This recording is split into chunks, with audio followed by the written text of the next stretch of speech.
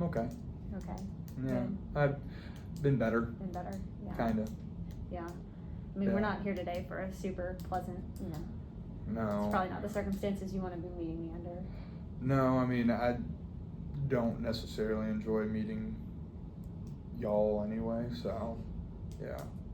By y'all, you mean like attorneys or just Feds, feds? yeah. Cops, attorneys, fed, yeah. Yeah. Do you think that I work for the feds, or is that like a bit of a concern for you?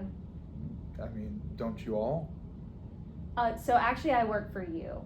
My bill is paid by the government, but I do work for you. Anything you tell me, I cannot tell them. Your interests are the only ones that matter to me. Mm-hmm. I'm bound by the rules of my profession. In fact, if I were to put anybody else's interests above yours, I could lose my license, I could lose my job, I could never be able to practice law again. So your interests are the only ones that matter to me. Yeah, I didn't go far in school, so I don't know what most of that means, but like... Basically, that means that if I were to tell anybody anything you told me while we have this conversation, or if I were to do anything that would hurt you and help the feds out, then I would get in a lot of trouble and lose my job. So. Okay. All right. So just a few preliminary questions that we have to get out of the way. Do you have any mental health issues that I should be aware of before we get started? Nah, not that I think of. Okay. That's just a preliminary question we ask, because if you do, then that opens up a whole new can of worms for us that potentially could lead to some things down the road. So, and I just kind of want to get a good idea of what the most important thing to you is regarding our relationship. Is that staying out of, I mean, obviously staying out of jail would be, Well, yeah. I mean, I didn't do this. So, would it be fair to say the most important thing to you is then proving your innocence and making sure your name is clear? Hell yeah. Okay. All right. That just kind of gives me an idea of how we need to approach this and what kind of questions I need to ask you. So before we go into the details of what we're going to say, because we're going to talk about obviously some stuff that is personal and a little like, could implicate some things. I just want to let you know that anything that you say to me, like kind of we discussed earlier, is confidential. It's secret. So I cannot tell anyone, not the government, not your parents, not your girlfriend, not anybody, what we talk about in this room. Even if they ask me, even if they try to force me, I legally cannot tell them. So basically, this is our cone of silence, and it stays that way. Cone of silence. Do you understand that? Do you have any questions about that? No, I mean, we'll see. We'll see. Yeah, I know it can be hard to trust attorneys, especially when you're in a situation like this. I mean, it's very confrontational, kind of. Yeah. Yeah. Look, I'm on your side. I'm here for you. I'm not here for anybody else. I have no interest in this other than you. You are the horse in my race. So anything that stays in our cone of silence, basically. And to that end, I can't do my job the best way possible unless you're honest with me, right?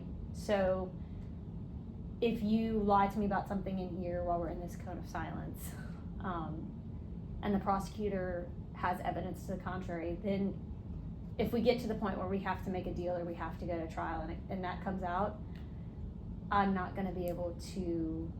Well, like, I didn't do it, so why are we going to trial? Like, I didn't do it. I'm not saying we're going to trial. I'm saying that if it were to get to a point where that's the only step left that we can take to prove your innocence and to attain your goal, then I need to have all the facts so that I'm not blindsided and you are not blindsided by what happens there. Okay. Okay. It's just, I'm not saying we're going to trial, and I totally understand if you don't want to go to trial. It's a lot of publicity. It's a lot of, Yeah. It doesn't look good for anybody. No. So we will do our best to avoid that, and that's just, a worst of the worst case scenario, basically. All right. And so basically that I just want to make sure you understand that I need you to be honest with me about everything, but that in the course of being honest with me, whatever you say will not be told to anyone. Yeah. Okay. Okay. So let's just kind of start with a little bit like of preliminary information about this case. Like, can you kind of tell me what you were doing on the day that this incident happened? Yeah, I mean, so they say I stole a purse or something, but it's crazy because I didn't steal a purse. I got the purse because I saw a buddy of mine and I got the purse from him. Okay, so you were just hanging out and your buddy. Well, I saw him up the street and Okay. And then I got it from him then. Okay. Did he like offer it to you? Did you ask him for it? Well, he was raising money for his grandma, and he had some stuff, and you know I wanted to get something nice for my grandma, and I saw a purse, and so yeah, I got it from him then. Okay, so he had kind of like a little type like garage sale type thing going on, or like just some consignment items or consignment. Or some used items or like Yeah. Okay. And obviously you know your friend's name. Would you be able to give me any information about how to contact him so that you could, or His name's Trevor. Okay. We can work with that. So were you on Government Street where you bought that from him, or was it at a different location? No, it was just up the street from my house. Okay. Oh, yeah. Okay. And do you remember like what time of day that about was? Was it morning? Was it afternoon? Yeah, it was sometime in the morning. Yeah. Okay. And so did you ask him where the purse came from, or you just kind of bought it? Well, he had said that he had just gotten some items from people, and that he was raising money, and that they were selling them. Okay.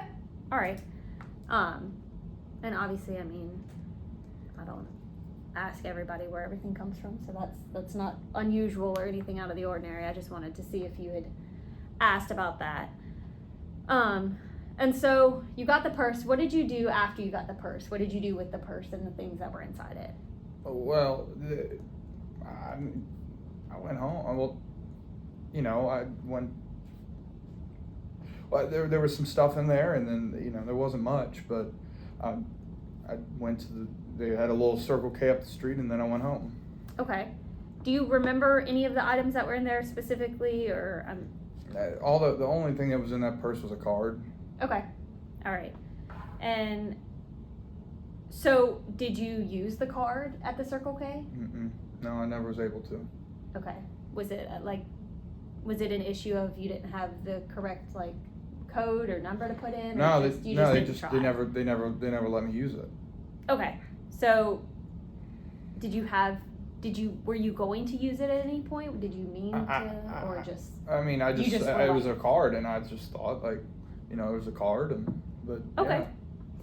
Yeah. And do you remember anything else other than a card in the purse?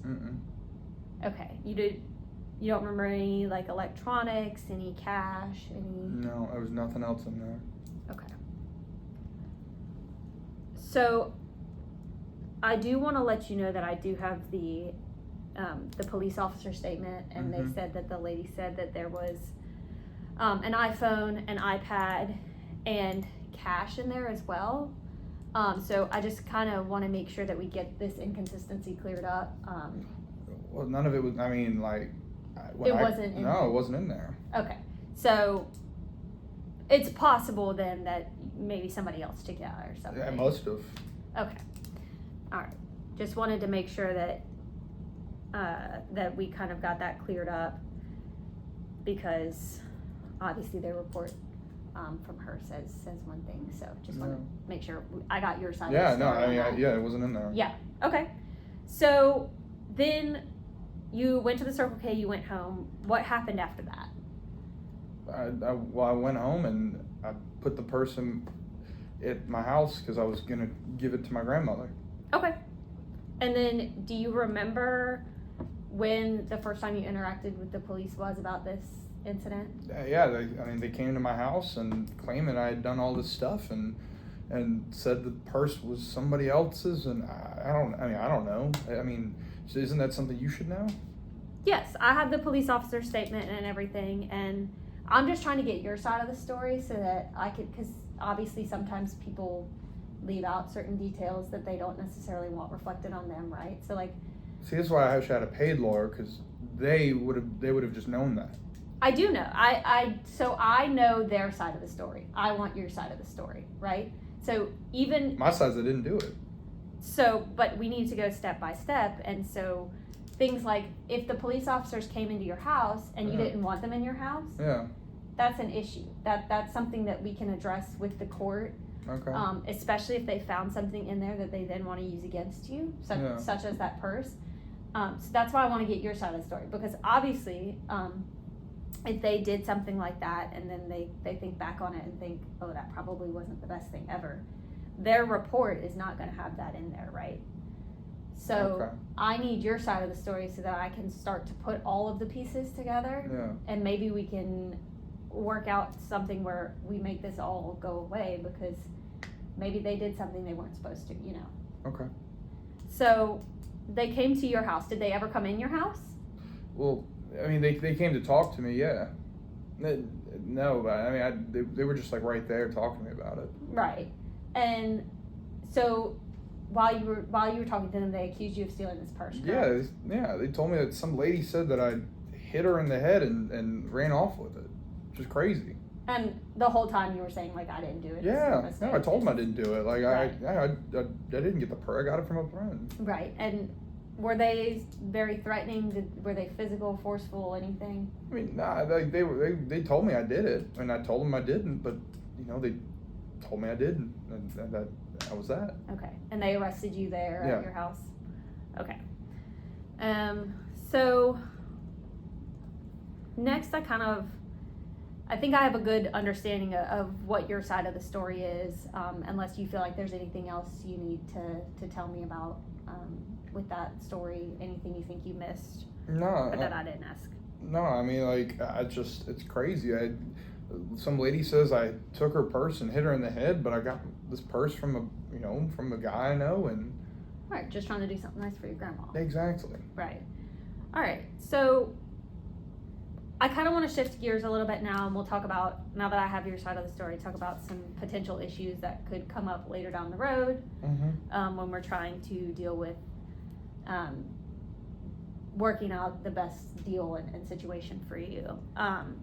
So first thing I kind of want to ask you about is, do you have any prior criminal history, any experience with the criminal justice system at all? No, I have no experience. No experience. Mm-mm. Have you ever been arrested for anything? Mm-mm.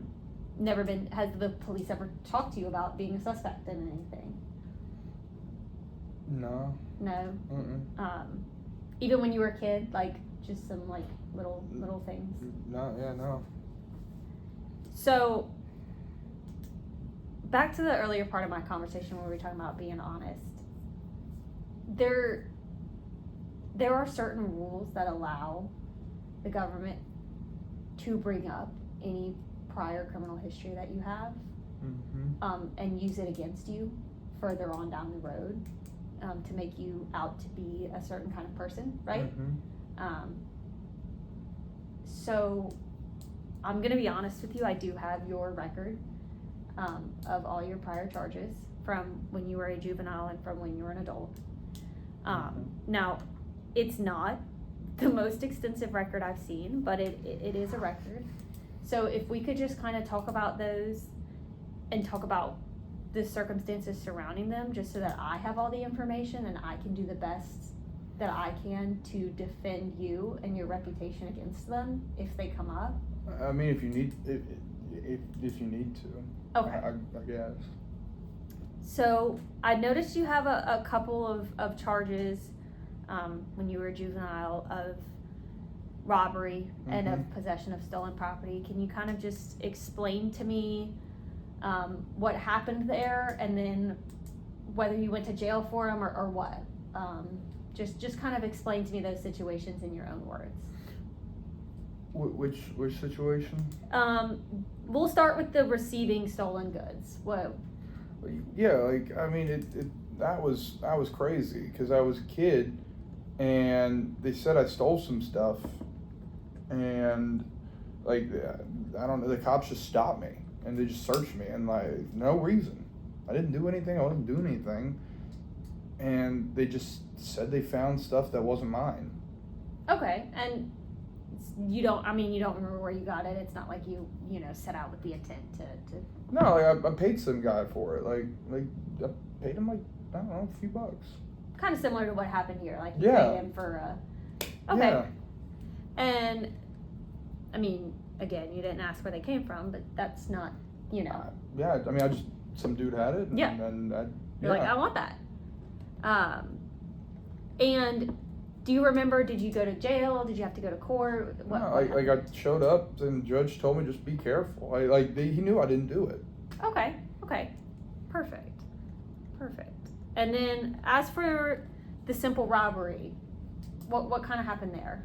Well, I mean, I was just I was dumb, right? It was just some cigarettes. Like it wasn't nothing, right? But same thing. Judge knew it was fine. Like he just fine, right? Judge said it was fine. Let me go. Like, Right. It's fine. Right. And so you say the judge let you go, but I have on your record that you had a 6-month detention.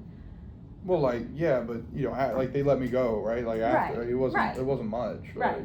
And Yeah. I don't have any record of you being on probation. Were you on probation? No, like I said, they just let me go. They just let you go. Yeah. All right. So. And like you said, it was a dumb mistake, right? You didn't have any intent to hurt anybody or. No, anything. exactly. And as for kind of the other things on your record, you have violating the curfew. To me, that doesn't really play into a charge like this one. No. And then you have some charges that were filed but dismissed. So that again is not necessarily going to play into this. So I just wanted to make sure we cleared up the robbery and the receiving stolen goods, so that I can try and lessen the blow of those a little bit more if I have to. Yeah. Right? Yeah. And again, we all make mistakes, so that is what it is. So now that we've kind of got that cleared up, I have a grasp of your understanding of the events, and you've told me that your bottom line is you want to prove you're innocent, right? Yeah, I didn't do it. Exactly. So I kind of want to talk to you a little bit about what the potential next steps are for us and for what we're going to go forward with, right? And you can obviously give me your opinion on some of what you want to do, things you'd prefer not to do, and stuff like that. Yeah, just like how are you going to get me off? So what I'm going to attempt to do is, first of all, I'm going to talk to the prosecutor. The prosecutor is required by the law to turn over the evidence that they have to me. So first I'm going to see what evidence they have. I'm going to make sure that it was obtained, that they got it from you legally. Because if they didn't, there's a lot of intricacies in the law, which that's my job, not yours, obviously. Okay. There's a lot of laws out there that could potentially get that evidence thrown out of the case. Drop something there. Yeah. That's okay. So if I can do that route, then it may very well be that the whole case then gets dropped as well. Because if a crucial piece of evidence, the cops got it in a way that is not legal. Yeah, somebody probably planted that shit. Yeah, and so I will get all of the evidence from the prosecutors. I will go through it with a fine-tooth comb and make sure. It's a saying. I will go through it very, very carefully. That's what I mean. All right. That's what I mean. And I will make sure that everything is on the up and up, everything's legal, everything is done correctly. If it's all done correctly, I will come back to you, obviously, and I will be in constant communication with you, even if I'm not here face to face with you. All right. We can talk on the phone. That is also, even if you talk to me on the phone, that nobody can listen into your phone calls between us. Well, Fed always listens. They might listen, but they can't use it against us. Code of silence. Everything you say to me and I say to you goes in our cone of silence. But the Fed always listens. Even if they heard it, they couldn't use it. And if they try to, there's a way for me to get that thrown out in court. Okay. Bottom line, what I say to you and what you say to me about this case is between us and no one else. Okay. So I'll go through all the evidence. I'll come back. I'll let you know what I find there. In terms of whether I need to file certain things with the court to get evidence thrown out and things like that. The next thing would be meeting with the prosecutor to discuss any sort of plea deal. So would you be open to a plea? I mean, I didn't do it though. Yes. I mean, and that, my goal is to prove that, right? Yeah. But if there is some sort of issue where some evidence comes up, and I believe you didn't do it, right? The prosecutor may be inclined to still go forward with the charges. They have a job to do just like us, and if they really, just as I believe you that you didn't do it, they may really believe that you did. Okay. So we can try and work out a deal with them. Obviously, I hope it doesn't come to that. But if we do, is there anything you'd absolutely want to avoid other than jail time? Yeah, I mean, just I don't want to go back in. I'm like, I don't want that. Right. But would you be willing to maybe exchange like counseling or something for a drop charge? Hell yeah. Okay. All right. Because I see that that's what happened on your receiving of stolen goods, is you were counseled and warned, but then the charges. Yeah. So. And then obviously, we don't want to get to a trial, right?